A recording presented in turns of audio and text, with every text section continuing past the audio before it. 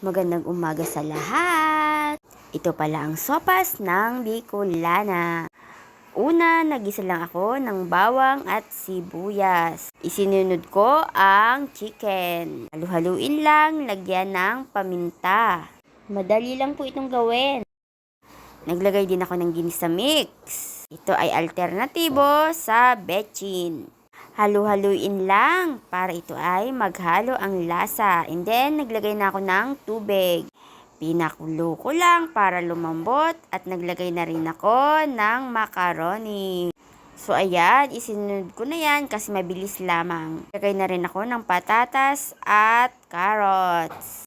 Pinakulo ko lang ng bahagya para maya-maya ay maluluto na. Naglagay din ako ng patis. Nilagay ko na rin pala ang repolyo. Naglagay din ako ng maraming milk. So, yan pala ay nilagyan ko ng Knorr cubes. Para mas malasa, hindi ko na naipakita. So, isang lata pala yung naubos ko ng gatas.